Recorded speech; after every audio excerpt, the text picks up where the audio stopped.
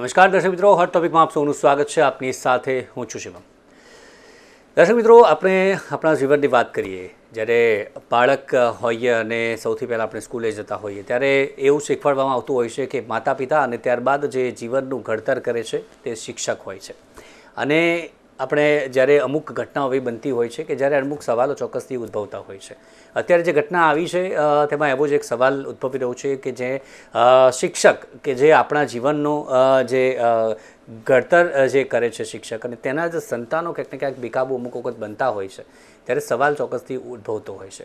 એક ઘટના અમદાવાદથી સામે આવી છે, જેમના જે દીકરી છે જેના પિતા એમાં પ્રોફેસર છે, માતા શિક્ષિકા છે, અને તે પોતે પણ ક્યાંક ને ક્યાંક જે પ્રકારે લેક્ચરર. અને આપણે વાત કરીએ તો તેની જીદના કારણે ક્યાંક ને ક્યાંક તેને માતા પિતાને ભોગવવાનો વારો આવે છે. અને ભોગવવાનું એટલે કેવું કે દીકરીએ જ તેના માતા પિતાને ઢોર માર માર્યો છે અને લોહી લુહાણ કર્યા છે. આ ઘટના અમદાવાદની જે પ્રકારે સામે આવીને ત્યારબાદ અનેક સવાલ ચોક્કસથી ઉદ્ભવી રહ્યા છે. તેમાં માતા પિતાએ તો કંઈ એક્શન ન લીધા, પરંતુ પાડોશી છે તેમણે અભયમની મદદ લીધી અને અભયમે જે એક પ્રકારે એક યુક્તિ કરી. અને જે પ્રકારે આપણે વાત કરીએ આ ઘટના, જે સમગ્ર ઘટનાની વાત કરીએ તો જે દીકરી છે, જે યુવતી છે, જેને લગ્ન કરવા હતા એક યુવક સાથે મેટ્રોમોનિયલ સાઇટ પર, તે એના કોન્ટેક્ટમાં આવી હતી. અને તે પ્રકારે આપણે વાત કરીએ તો કોન્ટેક્ટમાં આવ્યા બાદ અને તેણે માતા પિતા સમક્ષ જે પ્રકારે વાત મૂકી કે તેને લગ્ન કરવા છે. અને તેણે જે યુવકે મોટા મોટા બણગા ફૂંક્યા હતા કે તેને આટલી પ્રોપર્ટી છે, આટલા પૈસા છે, તે તમામ. પરંતુ માતા પિતાએ જ્યારે તપાસ કરી ત્યારે તે યુવક જે ડિલિવરી બોય હોવાનું સામે આવ્યું હતું. અને તે દીકરીને જણાવી, પરંતુ દીકરી તે માનવા તૈયાર નહોતી અને લગ્નની જીદ તે કરી હતી. અને તેમાં જ તેણે માતા પિતા સાથે જે મારામારી પણ કરી, તેમને ઢોર માર પણ માર્યો, લોહી લુહાણ પણ કર્યા. પરિવારના અન્ય સભ્યોએ તેને સમજાવવાની કોશિશ કરી, તેમની સાથે પણ તેણે મારામારી કરી. ત્યારબાદ પાડોશી છે જેમણે અભયમની મદદ લીધી, તેમને આ સમગ્ર બાબતની જાણ થઈ અને ત્યારે અભયમ મદદે આવ્યું અને દીકરીની શાન ઠેકાણે લાવી. અને અભયમે જે એક યુક્તિ કરી, જે યુવક હતો જેની સાથે જે દીકરીની વાત કરાવી કે તમામ બધું જ છોડીને તેની સાથે આવવા માટે તૈયાર છે, લગ્ન કરવા માટે તૈયાર છે, પરંતુ જે યુવક બહાના કરીને તેણે ના પાડી દીધી. ત્યારે આ યુવતીની શાન કે જે ઠેકાણવામાં આવી અને ત્યારબાદ આ યુવતીએ માતા પિતાની માફી માગી. ત્યારે અહીંયા સવાલ એક પ્રકારે, જે પ્રકારે માતા પિતાની વાત ન માનવાની આવે છે, માતા પિતા પર વિશ્વાસ કેમ નથી હોતો, અને એક પ્રકારે સંતાનોની ખોટી જીદ. અને ખાસ કરીને જે યુવતી છે, જે દીકરીઓ છે, તેમના લગ્નની જીદ, કે કોઈની વાતોમાં તે આવી જાય છે, ભોળવાઈ જાય છે, કોઈની ખોટી વાતોમાં ભોળવાઈ જાય છે અને તેના વિરુદ્ધ કંઈ પણ સાંભળવા માટે તૈયાર નથી થતી હોતી. અને તેમાં તેમના પરિવાર વિરુદ્ધ કે તેના માતા પિતા વિરુદ્ધ દીકરીઓ જતી રહેતી હોય છે. અને અત્યારનો આ એક જે સળગતો પ્રશ્ન છે, એક કરુણામય એક પ્રશ્ન છે, જે અનેક સમાજ પણ આની જે આમાં આવ્યું છે કે પોતાની દીકરીઓ કોઈની વાતોમાં બોળવાય નહીં. પરંતુ આ પ્રકારની ઘટનાઓ જ્યારે બને છે ત્યારે સવાલ ચોક્કસથી અનેક ઉદ્ભવતા હોય છે. ત્યારે આ જ બાબત પર ચર્ચા કરીશું. મારી સાથે બે મહેમાન જોડાઈ ગયા છે, એડવોકેટ સોનલ જોશી અને તેમની સાથે છે સામાજિક કાર્યકર છે, મહિલા અગ્રણી છે, ભારતીબેન પરમાર. સ્વાગત છે બંનેનું નિર્માણ ન્યૂઝમાં. સોનલજી, સૌથી પહેલાં તો આ ઘટના જે આપણે જોઈ, એક તો સંતાનોની ખોટી જીદ અને તેના કારણે આપણે વાત કરીએ તો બેકાબૂ પણ બનતા જઈ રહ્યા છે અને ભોગવવાનું માતા પિતાએ આવતું હોય છે, પરિવારને આવતું હોય છે. અને આ એક વધુ એક ઘટના જ્યારે સામે આવી છે, આપની પ્રતિક્રિયા? ખૂબ જ દુઃખદાયી ઘટના કહી શકાય, કારણ કે જે પ્રમાણેનું વર્તન બાળકો અત્યારે જે કરી રહ્યા છે એના કારણે મા બાપને બહુ જ વિચારવાનું આવે છે. અને એ પણ જે વ્યક્તિ માટે ઝઘડો કર્યો હતો એ વ્યક્તિ પોતે બરોબર નહોતો, એ પાછળથી જાણ થઈ અને જાણ થયા બાદ તમને રિયલાઇઝેશન થાય, પણ એની પહેલા તમે તમારા મા બાપને મારો છો અને હવે મેં હેલ્પ કરવી પડી અને જાણકારી મેળવતા આ પ્રશ્ન સામે આવ્યો. એટલે ખરેખર ક્યાંક ને ક્યાંક જે માતા પિતાએ જન્મ આપ્યો છે એ માતા પિતા સાથે પોતાના પ્રેમ માટે કે પોતાની લાગણી માટે ઝઘડો ન કરતા સમજાવવાનો પ્રયત્ન કરવો જોઈએ. તમને જે વ્યક્તિ ગમે છે એની પૂરતી ચોકસાઈ કરવી ખૂબ જરૂરી છે. ચોકસાઈ ન કરતા તમારી સાથે કદાચ કોઈ અનિચ્છનીય ઘટના બની હોત તો, અને ઇવન અમારી પાસે પણ શિવમ ઘણા બધા કેસીસ આવતા હોય છે કે એ લોકો કદાચ એમની પાસે ખૂબ જ પૈસા છે, સારી નોકરી કરે છે, અમારી પાસે આ છે, પરંતુ જ્યારે લગ્ન થયા બાદ જ્યારે તપાસ કરીએ છીએ તો એ ઘર બી ભાડાનું હોય છે. એમને જે વાત કરી હતી એ પણ ખોટી હોય છે. સમટાઈમ એવું હોય છે કે એમની બર્થ ડેટ પણ ખોટી હોય છે. મોટી ઉંમર હોય પણ નાની ઉંમર બતાવીને લગ્ન કર્યા હોય છે. એટલા બધા કિસ્સાઓ અમારી સાથે આવતા હોય છે. એટલે ક્યાંક ને ક્યાંક આ મા બાપ માટે ખબર દુઃખદાયી ઘટના હોય છે. પોતાના બાળક માટે હંમેશા સારું વિચારવા વાળા મા બાપ ની સાથે જ્યારે પોતાનું બાળક ખરાબ રીતે વર્તે છે ત્યારે મા બાપને ખૂબ જ દુઃખ પહોંચતું હોય છે. અને એના કારણે ખૂબ જ બધા પ્રોબ્લેમ થાય છે. અને કદાચ 181 છે કે PBSC કાઉન્સિલર્સ છે, વન સ્ટેપ સેન્ટર છે, ઘણા બધા ઇનિશિયેટિવ ગવર્મેન્ટે, ગુજરાત ગવર્મેન્ટે, ઇવન સેન્ટ્રલ ગવર્મેન્ટે લીધા છે. પરંતુ ક્યાંક ને ક્યાંક હવે એજ્યુકેશનની અંદર કુટુંબિક વ્યવસ્થા એક આખું ચેપ્ટર એની અંદર સમાવવું જોઈએ અને એની ઉપર કેવી રીતે ઘરમાં વર્તવું એ શીખવાડવામાં આવે તો કદાચ આપણે ભારતીય સંસ્કૃતિ શિવમ બચાવી શકીશું. જી ભારતીબેન, આપનું શું પ્રતિક્રિયા છે? આપે પણ આ જે ઘટના સાંભળી છે, આપે પણ જે ન્યૂઝપેપરમાં કદાચ જોઈ હોય, મીડિયા દ્વારા પણ જોઈ હોય, શું સૌથી પહેલી પ્રતિક્રિયા જોઈને આપની મનમાં શું પ્રતિક્રિયા આવે છે? જી શિવમભાઈ, આ ઘટના ખરેખર ખૂબ આંખ ઉઘાડનારી છે અને દુઃખદ છે. કારણ કે આ પ્રકારની જે ઘટનાઓ વધી રહી છે એ સમાજ માટે ખૂબ જ ચિંતાનો વિષય છે. આ દિશામાં આપણે લોકજાગૃતિના કાર્યક્રમો હાથ ધરવા ખૂબ જ જરૂરી લાગી રહ્યા છે. અને જે રીતે સોશિયલ મીડિયાનો ઉપયોગ થઈ રહ્યો છે, હું તો કહીશ દુરુપયોગ વધુ થઈ રહ્યો છે, તો એના ઉપર પણ થોડો કંટ્રોલ લાવવાની આવશ્યકતા છે. કારણ કે આ જે ઘટના, અમદાવાદની જે ઘટના બની છે, એ મેટ્રિમોનિયલ સાઇટ ઉપરથી જે સંપર્ક મેળવ્યો છે એના થકી જે આખું જૂઠાણું બહાર આવ્યું અને દીકરીએ માતા પિતાની વાત ન સાંભળી, એ ક્યાંક ને ક્યાંક શરૂઆતથી જ, એટલે આપણા ઘરથી જ આની શરૂઆત થવી જોઈએ. દીકરી કે દીકરો આપણી વાત કેમ ન માને, એવું એક વાતાવરણ કે માને જ, એ પ્રકારનું વાતાવરણ કેળવવાની સામાજિક સાંસ્કૃતિક ચળવળની ખૂબ જ આવશ્યકતા છે. જી સોનલબેન, જે લવ મેરેજની આપણે વાત કરીએ, કોઈની સાથે સંપર્કમાં આવ્યા અને ત્યારબાદ, એ અત્યારનું નહીં, આપણે પહેલાં ઘણા સમય પહેલાંથી જોઈએ, એ પણ ત્યારે પણ આ સિચ્યુએશન કદાચ મા બાપની વિરુદ્ધ જવું.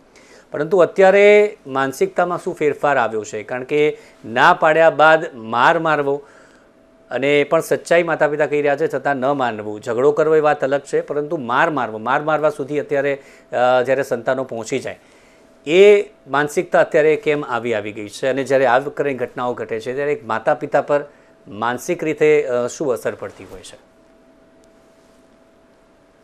અનમ્યુટ કરજો.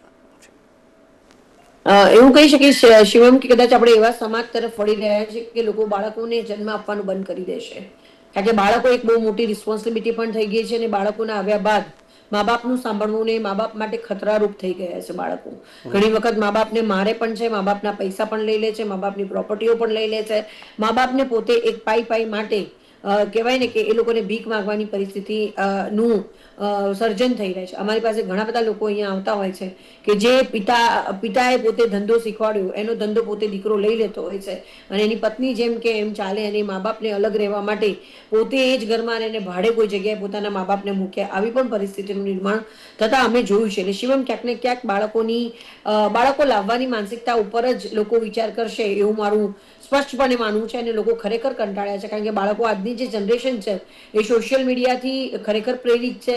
માનસિક રીતે એમની ડિપેન્ડન્સી એટલી, માનસિક રીતે સંતુલન ખોઈ બેઠેલી છે, એમને એટલું બધું વળગણ છે સોશિયલ મીડિયાનું કે સ્ક્રોલિંગનું, કે એના કારણે એમના બ્રેનની અંદર એમ જે ઇમોશન્સ હોય છે, કે જે લાગણી હોવી જોઈએ, પ્રેમ હોવો જોઈએ, એ એનાથી કનેક્ટ જ નથી થતા. મા બાપે ખાવાનું આપ્યું, જમી લીધું, તરત પાછું સ્ક્રોલિંગ.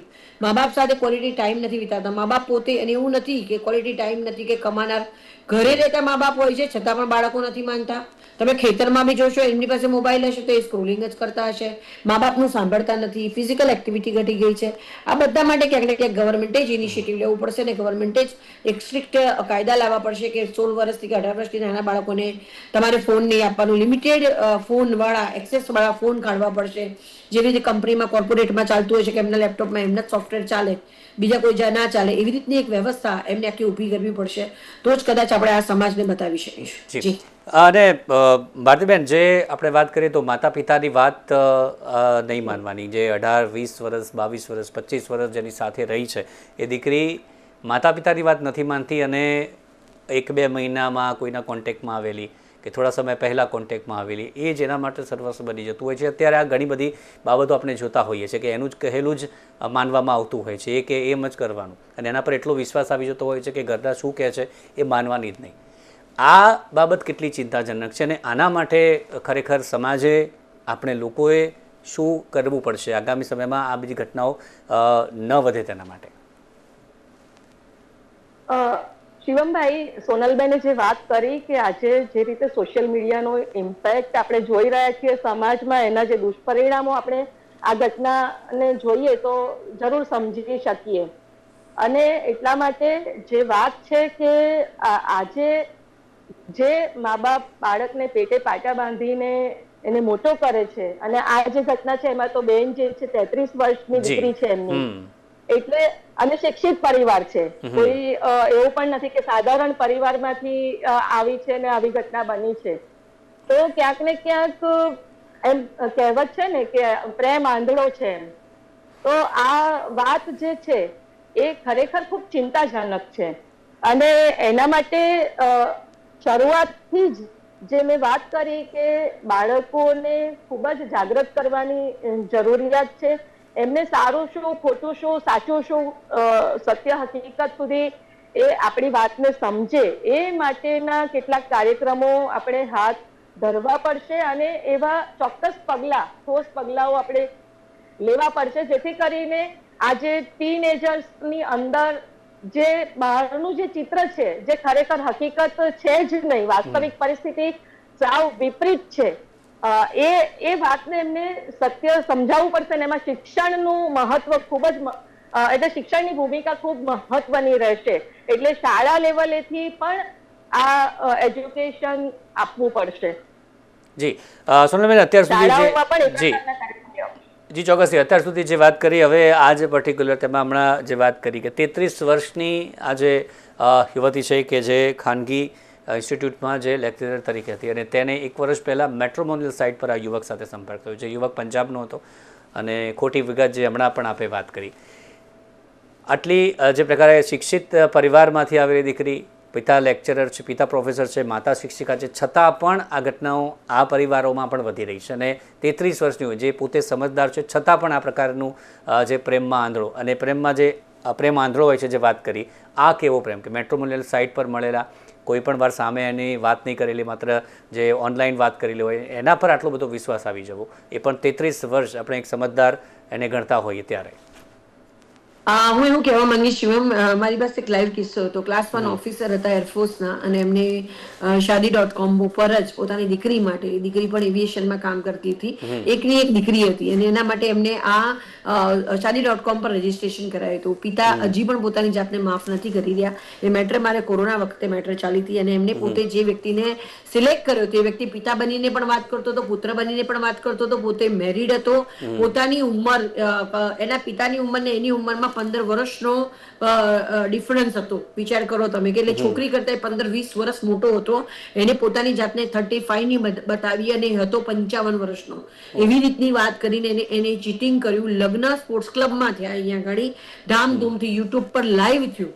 જ્યારે ઘરમાં આધાર કાર્ડ છોકરીએ જોતા એને કદાચ શક ગયો, એ પછી એમને બીજા કોઈની હેલ્પ લીધી, ઇન્વેસ્ટિગેશન એજન્સીની, અને ત્યારબાદ ખબર પડી કે આ વ્યક્તિ તો મેરિડ છે, એને છોકરી પણ છે, એને પહેલા પણ મેરેજ થયેલા છે, એને આત્મહત્યા કરેલી છે.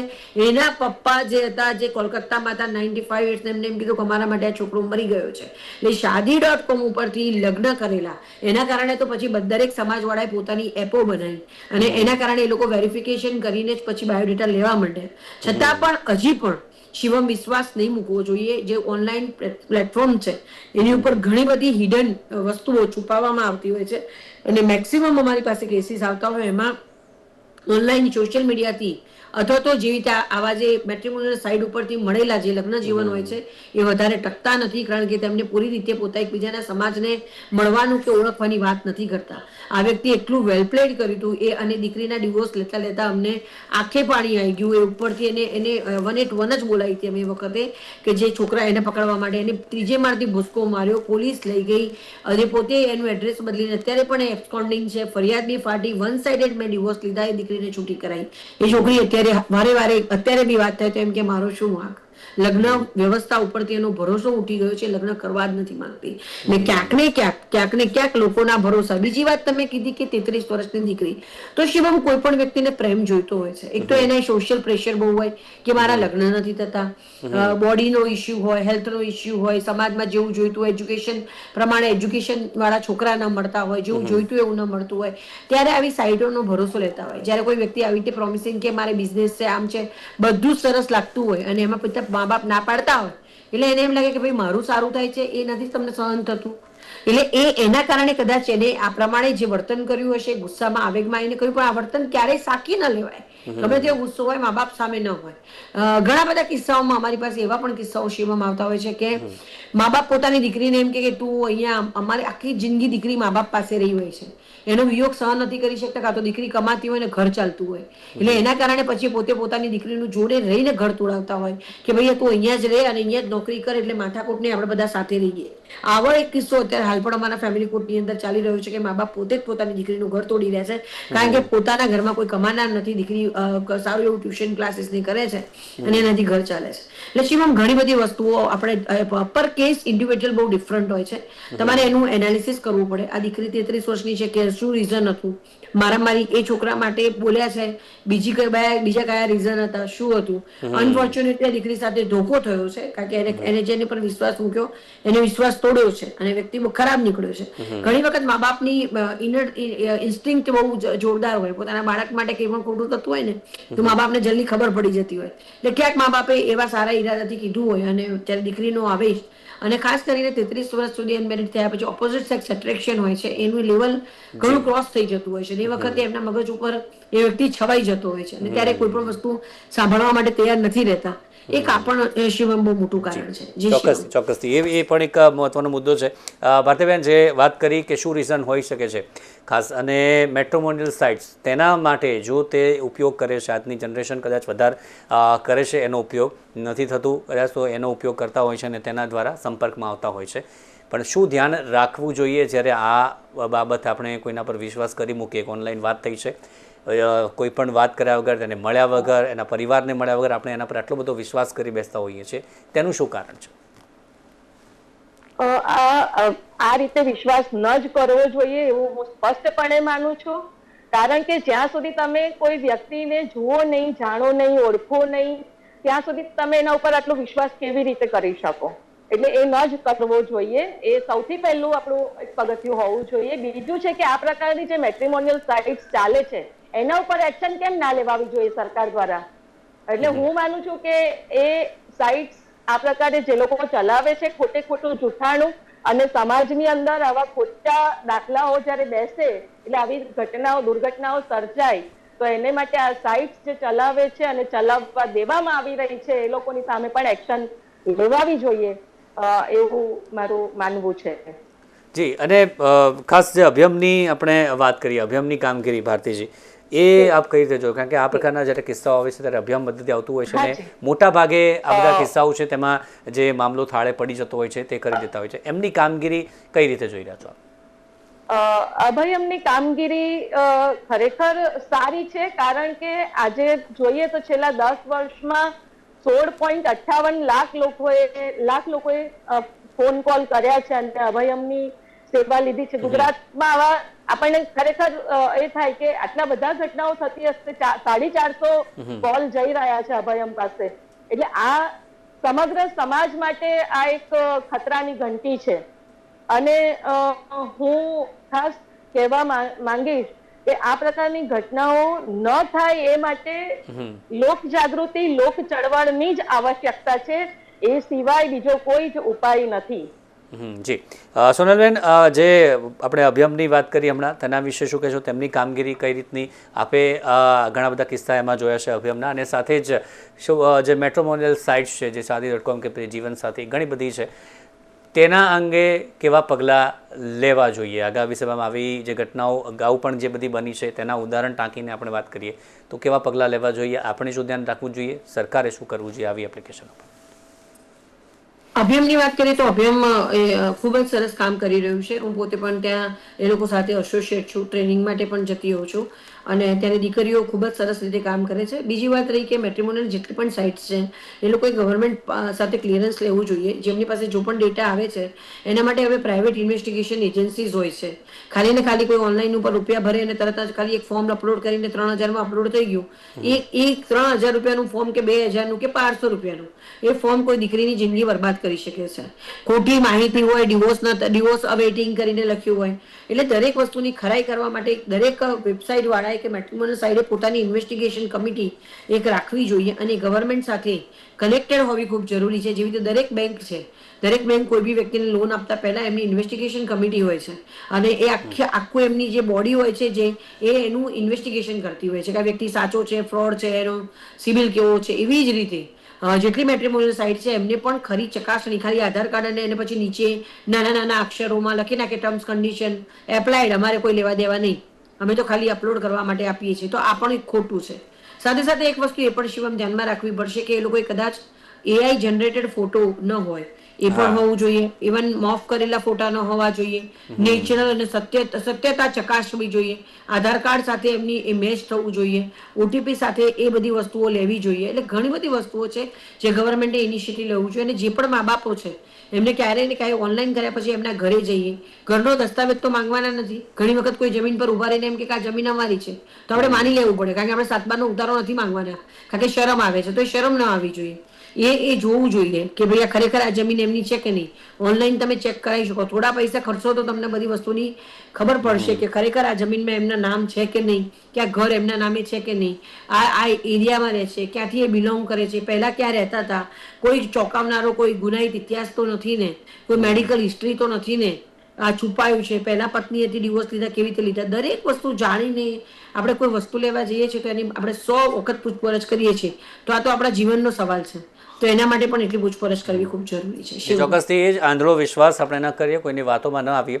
અને સોનલબેન, અંતમાં એક એવો કોઈ કિસ્સો ખરો કે અગાઉ ભૂતકાળમાં આવી ઘણી બધી ઘટનાઓ બની છે, મેટ્રિમોનિયલ સાઇટ્સની પર્ટિક્યુલર આપણે ખાસ વાત કરીએ તો આ પ્રકારે છેતરપિંડી એની સાથે થઈ હોય અને મેટ્રિમોનિયલ સાઇટ્સ પર કોઈ ફરિયાદ એના મેટ્રિમોનિયલ સાઇટ્સ વિરુદ્ધ કોઈ ફરિયાદ થઈ હોય અને કોઈ એક્શન લેવાય હોય, આવો કોઈ કિસ્સો ભૂતકાળમાં થયો છે ખરો? અને આવું થવું જોઈએ, ના થયું હોય તો આવું થવું જોઈએ ખરું?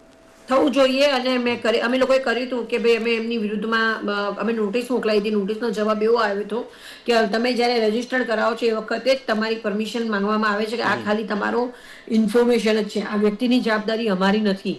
એ તમારે ખરીદી, આ લોકો નાના નાના અક્ષરમાં જે TNC એક સ્ટાર કરે છે શિવમ, અને એને ફોલો કરવાનો હોય છે. એટલે એ લોકો ગવર્મેન્ટે અને આ દાયરામાં લાવવું જોઈએ અને ગવર્મેન્ટે જ ઇનિશિયેટિવ લેવું જોઈએ. અને એમના વગર કોઈ પણ આવી વેબસાઇટ ચાલવી ન જોઈએ એવું મારું માનવું છે. અને એ લોકોએ ઘણા બધી વસ્તુઓ આની અંદર લૂફોલ્સ છે કે ભાઈ ટર્મ્સ કન્ડિશન ના હોવી જોઈએ, ખરાઈ કરવાની જવાબદારી વેબસાઇટની છે. એ લોકોના કોઈ પણ ડેટા ખોટો નીકળશે તો એ લોકો એની અંદર છે. જ્યુરિડિક્શન એ લોકો બોમ્બે કરી નાખે છે અથવા તો કોઈ જે એમની હેડ ઓફિસ ત્યાં કરી નાખે. એટલે તમારે કેસ કરવો હોય એમની ઉપર તો તમારે ત્યાં જઈને જ કરવું પડે. આ બધી વસ્તુઓ છે જ્યુરિડિક્શન ઉપર રાખવું પડે કે જે તે વખતે જ્યાં હોય ત્યાં જ્યુરિડિક્શન લાગશે, તો ખોટી ઇન્ફોર્મેશન નહીં આપી શકો. ઘણી બધી ચેન્જીસ છે કે જેમાં ઓથેન્ટિસિટી વ્યક્તિની તપાસ કરવા માટેની હોવી એ ખૂબ જરૂરી છે. દરેક ઇવન કોર્ટની મામલાની બાબતમાં તો વેબસાઇટ ઉપર જે shaadi.com કે ગમે તે જે બીજી મેટ્રિમોનિયલ સાઇટ છે એમને ચેક કરવું જોઈએ. કારણ ડિવોર્સ ડિગ્રી છે તો ખરેખર કયા ડિવોર્સ ડિગ્રી કયા કોર્ટમાંથી લીધી છે તે ઓનલાઈન ચેક કરાવો, એની સર્ટિફાઈડ નકલ મંગાવી, દરેક પેપર જોવા, પેપર વેરીફાઈ કરવા, આધાર વેરીફાઈ કરવું, એની ઉંમર વેરીફાઈ કરવી, એની મેડિકલ હિસ્ટ્રી વેરીફાઈ કરવી. ઘણી બધી બાબતો છે. લગ્ન કઈ નાની વસ્તુ નથી, આજીવન જીવન જીવવાનું હોય છે. એટલે આને પણ ધ્યાનમાં રાખીને તપાસ કરવી જોઈએ. જી શિવમ. જી ચોક્કસથી. તો એ જ આ પ્રયાસ હતો કે મેટ્રિમોનિયલ સાઇટ્સ પર આ પ્રકારના કિસ્સાઓ વધી રહ્યા છે અને કદાચ આ પ્રોગ્રામ આપ જોઈ રહ્યા છો તો આપ પણ આ વાતથી સમજો અને કોઈના પર આ પ્રકારે આંધળો વિશ્વાસ આપણે ન કરીએ અને તમામ પ્રકારની ખરાઈ કરાવી લે. કારણ કે જીવનનો સવાલ છે. આપણે આ પ્રકારે કોઈના કોન્ટેક્ટમાં આવતા હોઈએ છીએ અને સાઇટ્સ જે પણ ચાલે છે તેની પણ એ જવાબદારી છે કે એ ખરાઈ કરે અને સરકારની પણ એ જવાબદારી છે કે કંઈક આમાં જે લૂફોલ છે તેને જે સોલ્વ કરવાની કોશિશ કરે. કારણ કે કોઈની લાઈફનો સવાલ છે ને આમાં ઘણી બધી રીતે જે દીકરીઓ છે કે પછી અન્ય લોકો છે જે દીકરાઓની પણ ક્યાંક ને ક્યાંક વાત કરતા હોઈએ તેમની પણ લાઈફ કે જે આમાં ખરાબ થતી હોય છે અને માનસિક રીતે ખૂબ જ ખરાબ રીતે તેની અસર પડતી હોય છે. તો આજ મુદ્દે આપણે ચર્ચા કરી. મારી સાથે ચર્ચામાં જોડાયા ભારતીબેન અને સોનલભાઈ, બંનેનો આભાર આ ચર્ચામાં જોડાયા બદલ. Thank you very much. તો દર્શક મિત્રો, હાલ હોટ ટોપિકમાં બસ આટલું જ. ફરી મળીશું નવા મુદ્દા સાથે. રજા આપશો. નમસ્કાર.